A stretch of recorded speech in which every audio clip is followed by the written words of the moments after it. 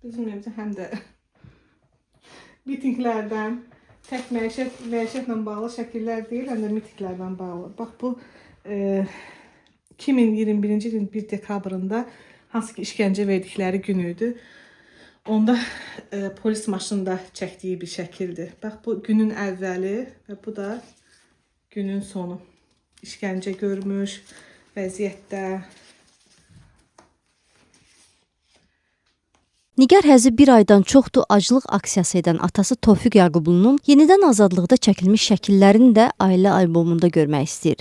Çünki bu atasının bugünə qədər keçirdiyi ən uzun müddətli aclıq aksiyasıdır və ailəsi vəziyyətinin çox pisləşməsindən narahatdır.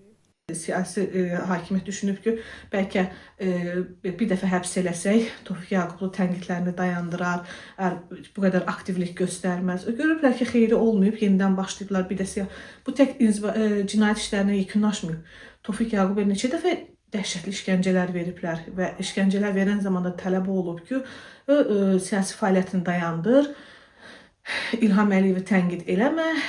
Bundan ibarət olub. Amma Tofiq Yaqublunun prinsipiallığı, əzmkarlığı onu göstərib ki, o daima hətta bu qədər işgəncələrə, təqiblərə, həbslərə baxmayaraq, məhrumiyyətlərə baxmayaraq, çətin şərait, olduqca çətin həyat şərtləri daxilində yaşamasına baxmayaraq, öz tutduğu yoldan, doğru bildiyi yoldan heç vaxt sapmayıb. Və bugün də onun cəzasını, məsəl üçün, dırnaq arası deyək də, cəzasını çəkir. Tofiq Yaqublu bugünə qədər 4 dəfə cinayət məsuliyyətinə cəlb edilib. Bir neçə dəfə isə inzibati qaydada həbs edilib. O, Müsavat Partiyası və Milli Şuranın üzvüdür. Sonuncu dəfə isə 2023-cü ilin sonunda dələduzluq və sənədlərin saxtalaşdırılması ittihamları ilə həbs edilib. İlham Əliyevin qeyri-legitim, Azərbaycan xalqının pullarını oğradığı, korrupsioner olduğu, seçkiləri saxtalaşdırdığı, bir ailə hakimiyyəti qurduğu kimə məlum deyil ki? Ona bu ilin martında 9 il azadlıqdan məhrum etmə cəzası verilib. O ittihamları qəbul etmir və həbsinə etiraz olaraq aprelin 1-dən aclıq aksiyasına başlayıb.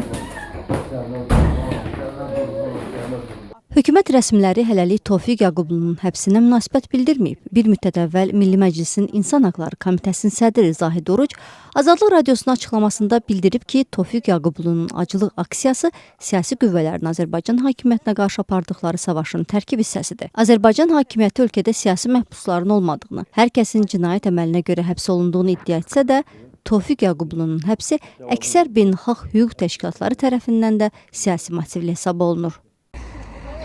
Azadlıq Radiosunun çəkiliş apardığı gün aclığın 34-cü günü idi. Ailəsi Tofiq Yaqublunu hansı vəziyyətdə görəcəyindən nigaran idi. Artıq 2 həftə yaxındır ki, Tofiq Yaqublu penitensiar xidmətin müalicə müəssisəsinə köçürülüb. Ailəsi bir müddətdir ki, Tofiq Yaqublunun yenidən həkim Adil Qeybulla tərəfindən müayinə edilməsini istəsə də, hələlik onların bu istəyi təsdiqlənməyib.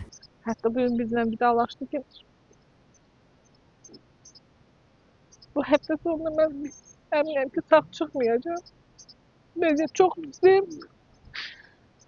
Həkim mütləq bugün getməlidir. Getməsə, hər an hər şey ola bilər. Hər an hər şey ola bilər. Çünki özü belə deyir ki, mən artıq tükəndiyimi hiss eləyirəm ki, get-gedəm, tükənirəm.